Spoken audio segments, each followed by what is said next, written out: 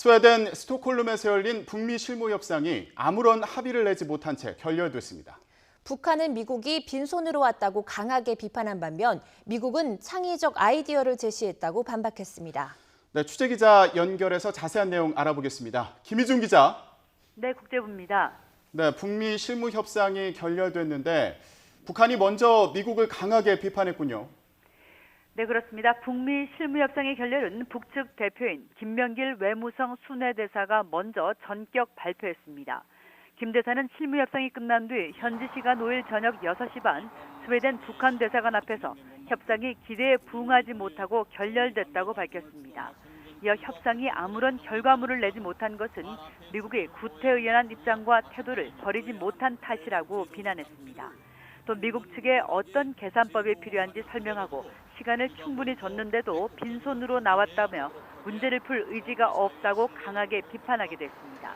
그러면서 핵시험과 대륙간 탄도미사일 시험 발사 중지, 핵시험장 폐기 등 북한이 선제적으로 취한 비핵화 조치에 미국이 성의 있게 화답하면 다음 단계로 나아갈 수 있다고 압박했습니다. 미국은 협상을 중단하고 연말까지 좀 더 숙고해 보라며 대화 재개 여부는 전적으로 미국의 태도에 달려 있다며 공을 넘겼습니다. 네, 미국은 이 같은 북한의 입장을 정면으로 반박했죠. 네, 미 국무부는 대변인 명의의 성명을 내고 미국은 이번 협상에서 창의적인 아이디어들을 가져갔고 북한 대표단과 좋은 대화를 가졌다며 북한과는 상반된 입장을 내놓았습니다. 북한 대표단의 주장은 8시간 반 동안 진행된 실무협상의 내용이나 정신을 반영하지 않은 것이라며 북측이 제기한 책임론도 정면 비판했습니다. 그러면서 미국과 북한이 70년에 걸친 적대적 유산을 단 한 차례 만남을 통해 극복할 수는 없다고 말했습니다.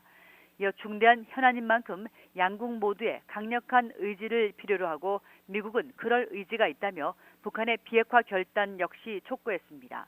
한편 2주 내에 다시 회동하자는 중재국 스웨덴의 초청 제안을 수락했다면서 북측도 조만간 대화에 나올 것을 제안했습니다. 네, 북미의 극명한 입장차, 지금 이런 상황이 이어지고 있는데요. 향후 비핵화 협상이 쉽지 않아 보입니다. 어떻습니까? 북미가 지난 2월 베트남 하노이 회담 결렬 이후 어렵게 7개월 만에 재개한 협상에서 또다시 노딜 국면을 맞았습니다. 뉴욕타임스는 이번 북미 실무 협상의 결과가 놀랍지 않다면서 미국이 장밋빛 성명을 냈지만 북미 양측의 논의는 아무런 진전을 보지 못한 것이 분명하다고 전했습니다. 북미 모두 협상 재개 여지를 남겼지만 미국이 창의적인 해법이라고 내놓은 것을 북한은 빈손 제안이라고 강하게 깎아내리면서 향후 협상도 험난한 국면을 예고하고 있습니다. 북한의 비핵화 실행 조치와 이에 따른 미국의 상응 조치의 단계적 조합을 두고 좀처럼 간극을 좁히지 못한 것으로 관측됩니다. 이에 따라 연내 3차 북미 정상회담이 열리기는 쉽지 않을 것으로 전망됩니다. 다만 북미 모두 대화에 열려있는 만큼 양측은 당분간 숨 고르기를 한 뒤 이번 협상에서 주고받은 것을 숙고하고 대응 전략을 마련한 뒤 다시금 타협점 모색에 나설 것으로 보입니다.